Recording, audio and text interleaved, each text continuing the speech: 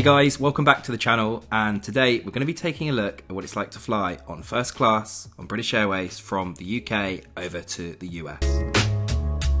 Upon boarding, I was welcomed by name and shown to my seat. The flight was pretty quiet today, so I was able to experience quite a few of the different seats available on this flight.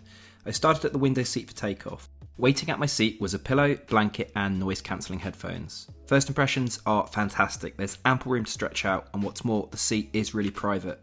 It was also pretty quiet in the cabin as there are only 14 seats in this section of the plane. Before takeoff, I was provided with a warm towel, some champagne and nuts. Amenity kits were also distributed. We'll take a look inside this in a moment. To your left, you have your own wardrobe. Whilst not massive, it's ideal to hang up your clothes and store your shoes should you change into your pajamas during the flight.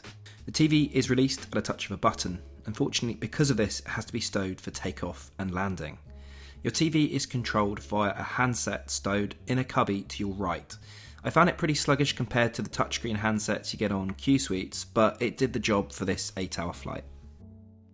Just below your handset, there's a dial which is used to control your seating position.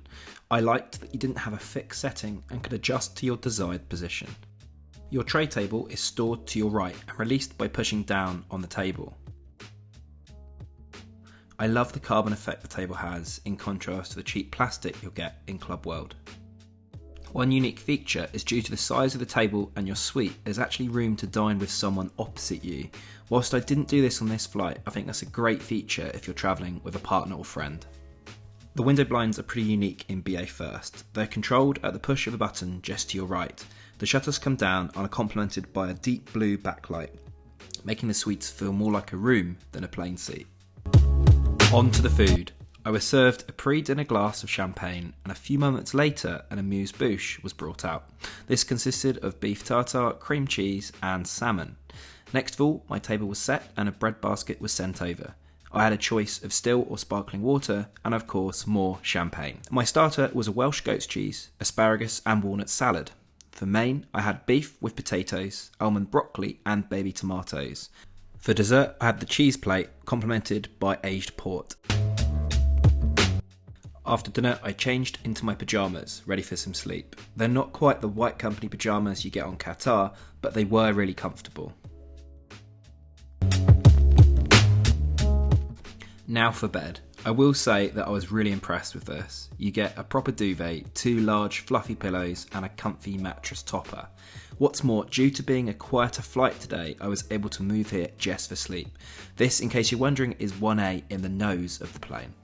What was also pretty nice is the proactiveness of the air staff. My bed was made up for me whilst I changed into my pyjamas. I also like the little touches like a warm towel and bottle of water placed next to my bed. I slept incredibly well. The new Temporary amenity kits provided on First are wonderful. They're stocked with around £50 worth of Elemis Ultra skincare products. In addition, you get an eye mask, lip balm, dental kit, comb, socks, tissues and earplugs. BA provide Meridian noise cancelling headphones in First. I'd actually forgotten my Bose headphones on this occasion, so I found these pretty adequate for the journey. The in-flight entertainment was pretty average on this flight. We all know by now that the Middle Eastern carriers such as Emirates lead the way here. Saying this, there were a bunch of Hollywood releases and TV box sets available, so by no means the worst. It's also worth noting that there was super fast Wi-Fi available on this flight. Shortly before landing, afternoon tea was served. I thought this was a cool touch, keeping with the British identity of the flag carrier. I had a cappuccino and was served a selection of sandwiches and cakes.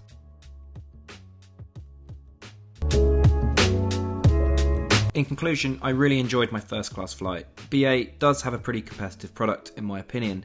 Yes, it doesn't have the showers, fully enclosed suite or caviar you get with Emirates or Etihad First, but on the routes out of London to the US, this is one of the best options for a luxurious flight. I have plenty more upcoming on the channel, including a review of Virgin Atlantic's new upper class on their A350, so be sure to smash that subscribe button if you haven't already. I'll see you guys again very soon.